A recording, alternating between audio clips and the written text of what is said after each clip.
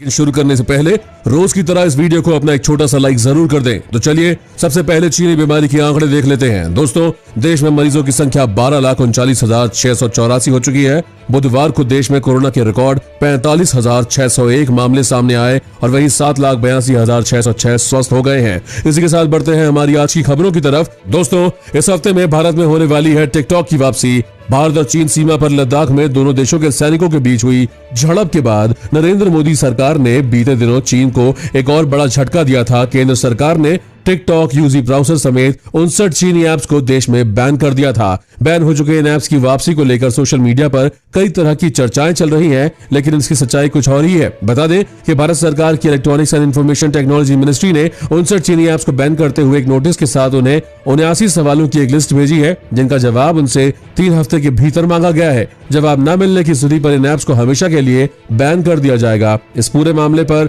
TikTok ने कहा है कि वह भारतीय कानून के तहत डेटा की निजता और सुरक्षा का पूरी तरह से ध्यान रखता है और उसका पालन करता है। उसने किसी भारतीय यूजर की जानकारी चीन या किसी अन्य देश के साथ साझा नहीं की है। ये भविष्य में भी इस शिष्टाचार को बनाए रखेंगे। टिकटॉक के भारत प्रमुख निखिल गांधी ने कहा है कि कंपनी को इस मामले पर स्पष्टीकरण देने के लिए बुलाया गया है, इसीलिए अब जानिए 1 अगस्त से सस्ती होगी ये सभी चीजें।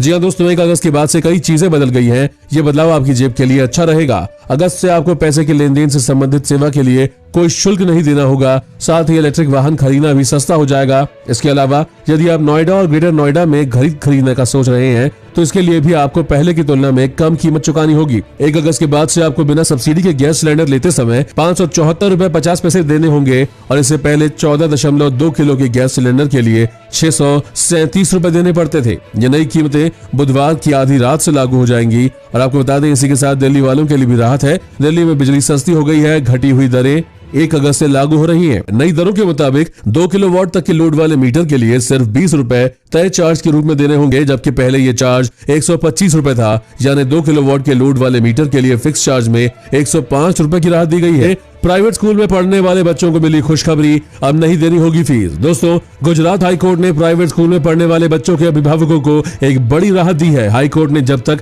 स्कूल ना खुले तब तक प्राइवेट स्कूलों द्वारा फीस लेने पर रोक लगा दी है। इसके बाद गुजरात के सबसे बड़े निजी स्कूलों के संगठनों के बोर्ड ऑफ डायरेक्टर्स ने ऑनलाइन शिक्षा बंद करने का फैसला किया है। हाईकोर्ट ने एक याचिका पर सुनवाई करते हुए साफ किया है कि स्कूल प्रशासन तब तक फीस की मांग नहीं कर सकते जब तक दोबारा स्कूल खुल नहीं जाते। हाईकोर्ट ने अभिभावकों को राहत देते हुए फैसला सुनाया कि दोबारा स्कूल खोलने पर ही प्रशासन फीस की मांग कर सकता है। दोस्तों, सरकार को स्कूल खोल देना चाहिए या नहीं, हमें जरूर बताएं कमेंट करके। और अब जानिए, इन राज्यों में भारी बारिश होने की संभावना, बाढ़ भी आ सकती है। दोस्तों, मौसम विभाग ने आज के लिए असम और मेघालय में भारी बारिश का अनुमान जताया है। लगातार बारिश से नदियां उफान पर है और सैकड़ों गाँव बाढ़ की चपेट में है। बिहार में भी बाढ़ से निपटने के लिए एनडीआरएफ की 16 टीमों को राज्य के अलग अलग जिलों में तैनात किया गया है। बिहार के 11 जिलों पश्चिम चंपारण, बेतिया, पूर्व चंपारण, मोतिहारी, गोपालगंज, कटहरी, अररिया, सुपौल, किशनगंज, दरभंगा, मुजफ्फरपुर, मधुबनी तथा सारण जिलों में एनडीआरएफ की टीमों को तैनात किया गया है। वहीं बाढ़ के कारण असम में मंगलवार तक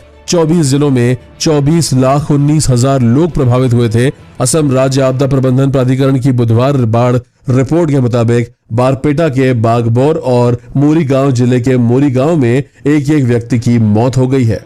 और अब जानिए, सोनू सूद का एक बड़ा कदम, प्रवासी मजदूरों को दिलाएंगे नौकरी। जी हां दोस्तों, पिछले 4 महीने से सोनू सूद जिस तरह प्रवासी मजदूरों के लिए काम कर रहे हैं, उनकी जितनी तारीफ की जाए वो कम है। अलग अलग शहरों में फंसे प्रवासियों को उनके घर तक पहुंचाने की मदद देने के बाद अब एक्टर ने एक और बड़ा कदम उठाया है। जी हां, सोनू सूद एक ऐप की शुरुआत करने वाले हैं जिसके जरिए प्रवासी मजदूरों को नौकरी मिल सकेगी। देश भर के लाखों करोड़ों प्रवासी मजदूरों के लिए सोनू एक ऐप लेकर आए हैं जिसका नाम है प्रवासी रोजगार। यानी इंडियन आर्मी में निकली भर्ती, जल्दी करें आवेदन। दोस्तों, इंडियन आर्मी ने कई अलग अलग पदों पर भर्तियों के लिए अपनी अपनी आधिकारिक वेबसाइट पर आधिकारिक अधिसूचना जारी कर दी है। इंडियन आर्मी ने एसएससी ऑफिसर्स के पद पर भर्ती निकाली है। इसके लिए इच्छुक और योग्य उम्मीदवारों को ऑनलाइन माध्यम से 16 अगस्त तक आवेदन करना होगा। आवेदक का किसी भी राज्य चिकित्सा परिषद से स्थायी पंजीकरण होना चाहिए और आवेदन करने के लिए इंडियन आर्मी की ऑफिशियल वेबसाइट पर जाएं। और अब जानिए, बकरीद को लेकर सरकार ने जारी की गाइडलाइन, होगी कड़ी कार्यवाही। दोस्तों, ईद उल अजहा मुसलमानों के प्रमुख त्योहारों में से एक है। इस साल कोरोना संकट और सावन के महीने को देखते हुए उत्तर प्रदेश की योगी सरकार ने बकरीद और जानवरों की कुर्बानी के लिए एक गाइडलाइन जारी की है। सरकार ने कोरोना के संक्रमण के डर से सभी धार्मिक स्थलों के लिए भी दिशा निर्देश पत्र जारी किए हैं। इन निर्देशों के मुताबिक किसी भी धार्मिक स्थल में सामूहिक रूप से भीड़ इकट्ठा न की जाए। इसके अलावा यूपी के डीजीपी द्वारा जारी किए गए पत्र में सांप्रदायिक भावनाओं का भी ध्यान रखने के लिए बोला गया है। पत्र में यूपी के सभी जिलों के पुलिस अधिकारियों से कहा गया है कि कुर्बानी के दौरान गौवंश की हत्या से कई बार पहले भी सांप्रदायिक तनाव उत्पन्न हुआ है, इसलिए इस बात का खास ध्यान रखा जाना चाहिए। और सबसे खास बात है कि इस बार ड्रोन के इस्तेमाल के लिए भी कहा गया है, जिससे नजर रखी जाएगी। और पत्र में लिखा है कि संवेदनशील इलाके की निगरानी के लिए ड्रोन कैमरे का इस्तेमाल किया जाए। गोवध और गोवंश के अवैध परिवहन पर नियंत्रण करने के लिए आवश्यक उपाय किए जाएं। खुले स्थानों में कुर्बानी, गैर मुस्लिम इलाकों में खुले रूप से मांस ले जाने पर प्रतिबंध लगाया जाए। और अब जानिए 15 अगस्त से शुरू होगा नशा मुक्त भारत अभियान, मिलना बंद हो जाएगी शराब। दोस्तों, नशे के दुष्प्रभाव के प्रति आम जन को और विशेषकर युवा पीढ़ी को जागरूक करने और नशे की लत से मुक्ति के लिए 15 अगस्त से नशा मुक्त भारत अभियान की शुरुआत होगी। कलेक्टर निमित मेहता ने बुधवार को इस संबंध में बताया कि भारत सरकार के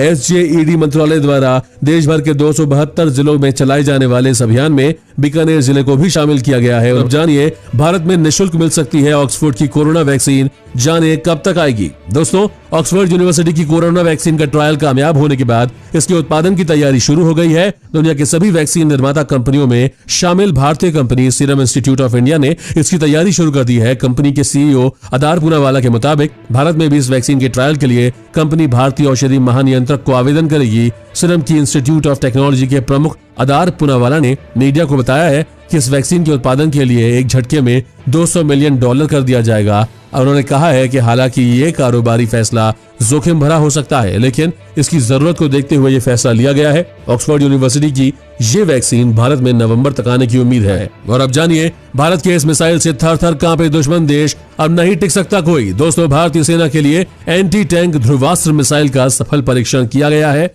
ये मिसाइल मेड इन इंडिया है और दुश्मन को पूरी तरह से ध्वस्त करने का साहस रखती है। इस मिसाइल का 15-16 जुलाई को ओडिशा के बालसूर में परीक्षण हुआ, फिर जिसके बाद अब इसे सेना को सौंप दिया जाएगा। इसका इस्तेमाल भारतीय सेना के ध्रुव हेलीकॉप्टर के साथ किया जाएगा, मतलब अटैक हेलीकॉप्टर ध्रुव पर इसे तैनात किया जाएगा, जिसके समय आने पर दुश्मन को सबक भी सिखाया जा सकेगा। लेकिन इस मिसाइल का अभी जो परीक्षण किया गया है वो बिना हेलीकॉप्टर के किया गया है। पहले इस मिसाइल का नाम नाग था, जिसे बदलकर ध्रुवास्त्र किया गया है। बता दें कि स्वदेशी मिसाइल है और इसकी क्षमता 4 किलोग्राम तक की है। ये किसी भी टैंक को खत्म कर सकती है और ध्रुव हेलीकॉप्टर भी पूरी तरह से स्वदेशी हेलीकॉप्टर है। ऐसे में DRDO और सेना के लिए इसे बड़ी उपलब्धि माना जा रहा है, क्योंकि अब किसी दूसरे देश पर ऐसी मिसाइलों के लिए हमें निर्भर नहीं रहना पड़ेगा।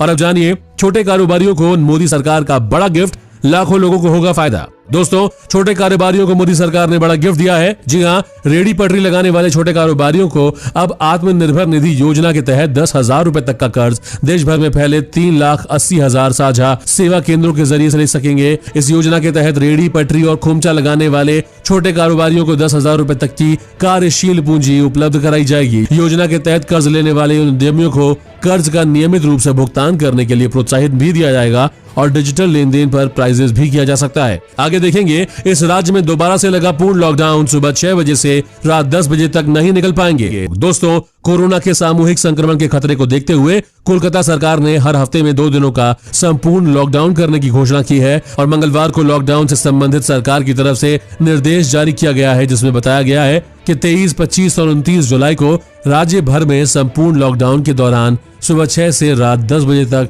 सब कुछ बंद रहेगा। सिर्फ इमरजेंसी परिसेवाओं के लिए ही सरकार छूट दे रही है। इसके अलावा अगर बेवजह कोई बाहर घूमता हुआ पाया गया तो उसके खिलाफ कड़ी कार्यवाही की जाएगी। तो आज की खबरों में बस इतना ही। अगर आपको भी ये खबरें अपने मोबाइल फोन पर हर दिन चाहिए तो इस चैनल को नीचे दिए गए इस लाल बटन को दबाकर सब्सक्राइब कर दें और साथ ही साइड में दिए गए इस घंटी के बटन को दबाकर इस ऑल पर क्लिक कर दें।